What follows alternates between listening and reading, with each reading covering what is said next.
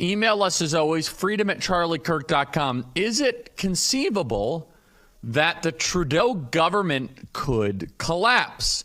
Joining us now is a great patriot and freedom lover, Viva Frei. You can find Viva on Rumble, host of Viva Frei on Rumble. Viva, great to see you again. Viva, what's going on with Mr. Trudeau? Is his government falling apart? Whether or not it falls apart, it's been on the verge. Like, there's been talk that, there's been calls for him to step down. Canada's heading into an election season, whether it likes it or not, in 2025. But like the breaking news of yesterday, where people thought yesterday was the day, is that yesterday they were supposed to table their budget to account for the spending for the next year. And Chrystia Freeland, who you all know, she goes by many nicknames. Some call her Twitchy McGee because in every video she's like bouncing around like a possessed troll. But she was the Minister of Finance. And she was supposed to table the budget, which was supposed to announce something of a deficit of like $40 billion. And 2 hours before they were supposed to table it, she resigns. And she resigns, and apparently whoever was supposed to replace her by law refused to take the position. And so there was no minister of finance for a certain period of time.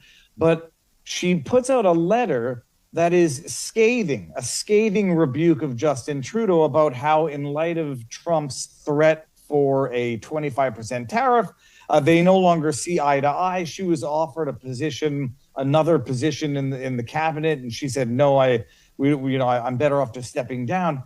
And then they spent the entire day like a bunch of clowns in Parliament arguing back and forth as to whether or not they should just basically trigger another election, because it's clear Justin Trudeau has lost control of his own government. So there were calls for him to resign, as there have been for a while, but his government's in shambles, period. And the only question is what's going to happen. They're recessing for Christmas. There was talk as to whether or not he might prorogue, which is end the session, and then start a new session in the new year, or whether or not there's just going to be a no confidence vote, and they're going to trigger an election earlier than what would be the legally required limit in 2025 anyhow. Wall Street Journal writes, Justin Trudeau nears the end in Canada. By the way, we tweeted this out on X, and then people were mocking at first. Turns out we were a little ahead of the curve. Our Canadian sources are very good. So just kind of educate our audience here, because every country has different setups. What is the current composition of how you form a government in Canada? And get even more elementary than that. What do you have to do what does it mean to form a government? Educate our American audience, please. Hopefully I'm not going to screw this up, because I think at this point I know more about American politics than Canadian. It's a parliamentary system. Every 4 years you have an election by law. And we have a multi-party system. It's not like a two-party system. And so basically throughout all of these 300 ridings, 338 ridings across Canada, you vote for a party, and then whichever party gets the majority or the most votes, because you could have a minority government, which is what Trudeau has had since 2021, they basically elect their leader. So you don't elect a president or you don't elect a prime minister directly in Canada. It goes by a party system where you vote for the party appoints their leader, and that's the prime minister.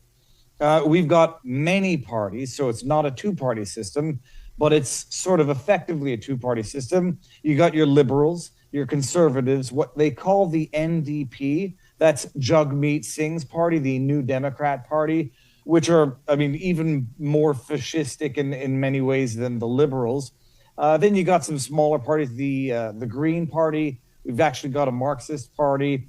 I think we've got a Pop party. We've got the Bloc Québécois, which is a federal party. Means like it's federal, like the federal government here, representing basically the interests of Quebec as a province to separate from the federation. So you have an ironic sort of federal party that the goal of which is to pull the province out of the federation. And you have your elections every 4 years. unless what we have is called a non-confidence vote, where basically the government says we no longer have faith in this particular government, trigger an election, and see if a government or a party can eke out more of a minority or more of a majority position. So by law, every 4 years, there's going to be an election, and they have to have one in 2025 regardless. They could have, or I should say the system could have called a non-confidence vote anytime since 2021, but there has been something of a de facto coalition between the NDP, which is left of the Liberals, and the Liberals, which has been maintaining this Liberal minority government in power since 2021. By the way, Charlie Kirk, I ran in 2021 for the People's Party of Canada in my riding Westmount NDG, which went Liberal, by over 50 some odd percent. So, I mean, that's the basics. It's not a presidential system. You don't elect a prime minister. You elect a party that then appoints the prime minister. And you can have the party say, we no longer have confidence in this government, trigger a new election, which they haven't done because of this unholy alliance between the two evil parties, the Liberals and the NDP. And what you had yesterday, that people, I don't know if anybody was watching, basically it's like the C-SPAN of Canadian politics, CPAC.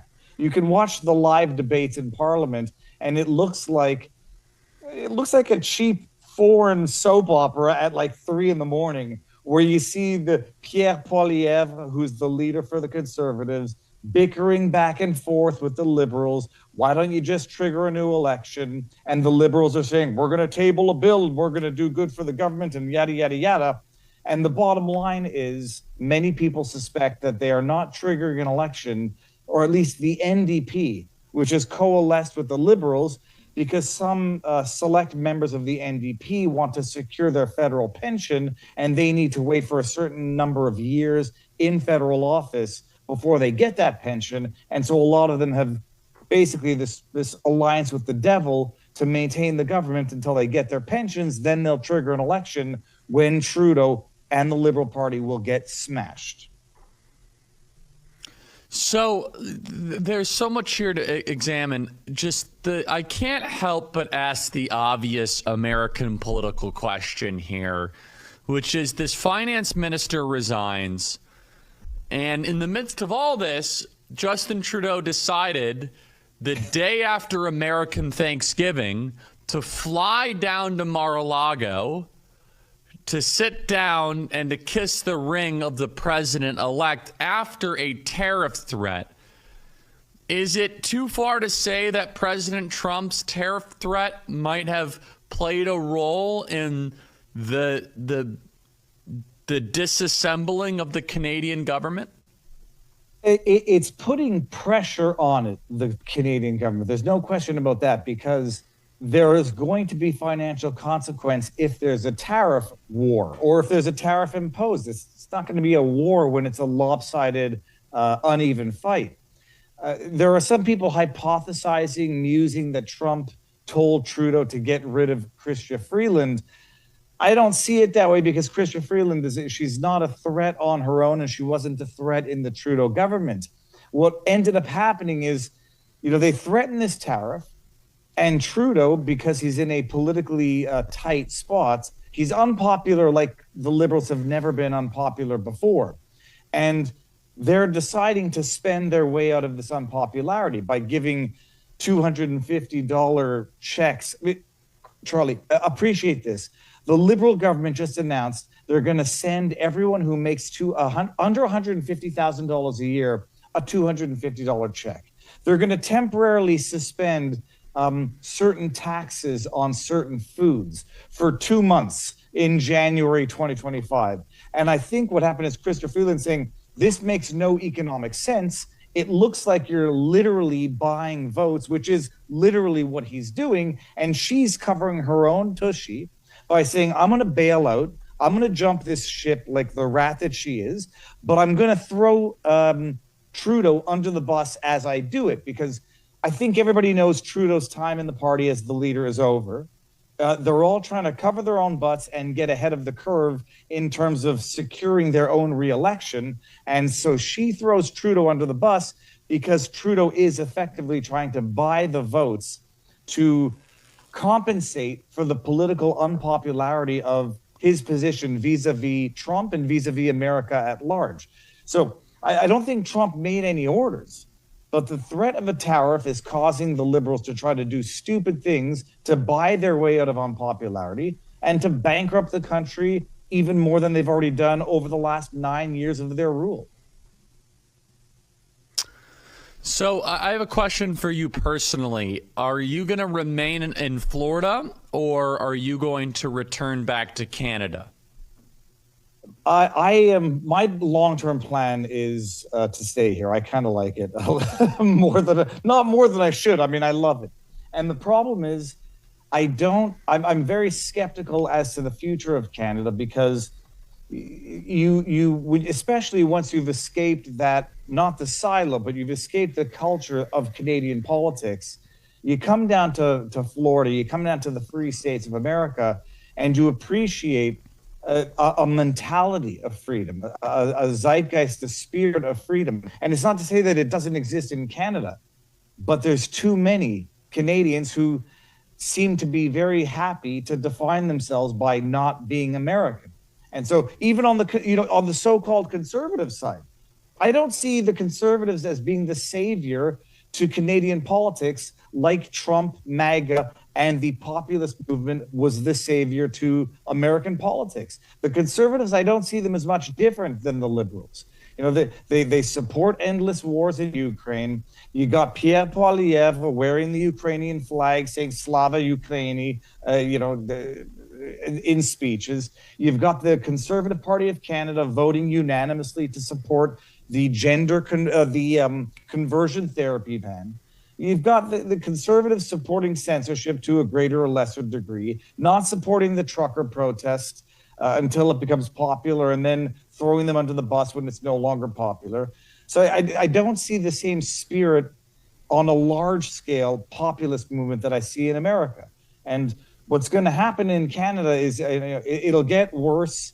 They'll get a bit of a reprieve with a liberal light conservative government, but the broader population of Canada and the spirit of Canada seems to be very content to define itself as not American, even if it's shooting themselves in the foot by doing it. So that's a very long-winded answer to say I like the spirit of Florida. Last political question. Do you think a similar red wave that we've seen in America is possible in Canada? It'll be the blue wave. No, hold on. Which one is it? The Liberals are red, Conservatives are blue. So it's actually inverted in Canada. You know what I mean. Yeah, I know what you mean. A right-wing wave. If you consider Conservatives to be right-wing, you will see that in the next election. And this, I ran for the People's Party of Canada. It's even more libertarian, more constitutionalist than the Conservatives. I don't know if I consider Conservatives conservative, but you will see that wave. Then the only question is, what is that wave going to mean? That wave is going to mean liberalism at the speed limit.